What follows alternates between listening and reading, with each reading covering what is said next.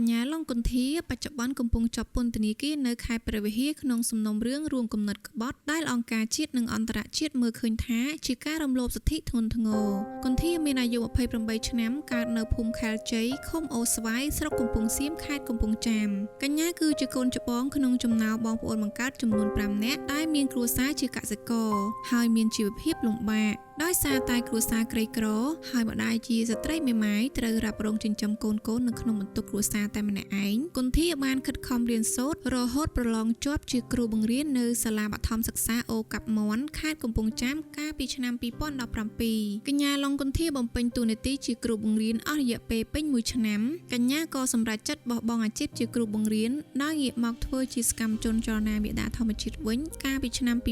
2018ដែលកាលនោះកញ្ញាមើលឃើញពីបញ្ហាអំពើពុករលួយការរំលោភបំពានដីធ្លីនិងការកាប់បំផ្លាញធនធានធម្មជាតិដោយសារតែភាពសកម្មនិយមរបស់គុនធានេះហើយទើបក្រោយមកតុលាការបានកាត់ទោសឲ្យជាប់ពន្ធនាគាររយៈពេល20ខែពីបទញុះញង់កាលពីឆ្នាំ2020ពលគឺមិនខុសគ្នាពីលោកថនរដ្ឋានិងកញ្ញាភួនកែវរស្មីនោះឡើយនៅពេលដែលពួកគេប្រកាសធ្វើដំណើរដោយថ្មើរជើងចេញពីវត្តភ្នំឆ្ពោះទៅផ្ទះអតីតលោកនាយករដ្ឋមន្ត្រីហ៊ុនសែនដើម្បីស្នើសុំឲ្យបញ្ឈប់ការលុបបង្កតមោកដែលប៉ះពាល់ដល់ជីវភាពពលរដ្ឋលុះដល់ខែវិច្ឆិកាឆ្នាំ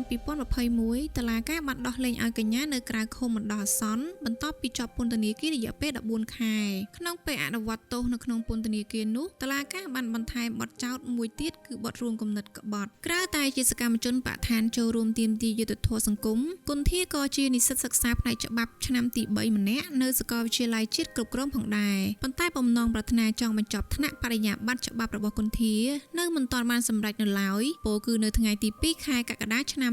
2024កញ្ញាត្រូវបានតុលាការកាត់ទោសឲ្យជាប់ពន្ធនាគារសារជាថ្មីម្ដងទៀតដោយសារតែភាពសកម្មនិយមក្នុងការការពារបរិស្ថាននៅក្នុងសៀវភៅមនុស្សដែលគេយកទៅកែប្រែគុនធាយល់ឃើញថាការចាប់ខ្លួនសកម្មជនបរិស្ថានគឺជាការគំរាមកំហែងនិងរំលោភសិទ្ធិសេរីភាពទៅលើពួកគេពីព្រោះការអនុវត្តសិទ្ធិសេរីភាពមិនមែនជារឿងខុសច្បាប់នោះឡើយបើទោះបីជាបែបនេះក្តីគុនធាមិនបាក់ស្បាតនិងចោះចាញ់ចំពោះភាពអយុត្តិធម៌នោះទេគុនធាចង់ឃើញយុវជនចេះឈឺឆ្អាលពីបញ្ហាសង្គមនិងចូលរួមសកម្មក្នុងការការពារបរិស្ថានជាពិសេសគឺអ្នកនយោបាយគ្រប់និន្នាការទាំងអស់ចេះរួបរวมសាមគ្គីជាតិឡើងវិញជាកម្លាំងចិត្តដ៏ខ្លាំងបំផុតរបស់ពួកយើងគឺយើងឮថាមានយុវជននៅតែបន្តធ្វើការងារសង្គមយុវជននៅតែបន្តការពារធនធានធម្មជាតិអានឹងគឺជាកម្លាំងចិត្តដ៏ខ្លាំងក្លាសម្រាប់ពួកយើង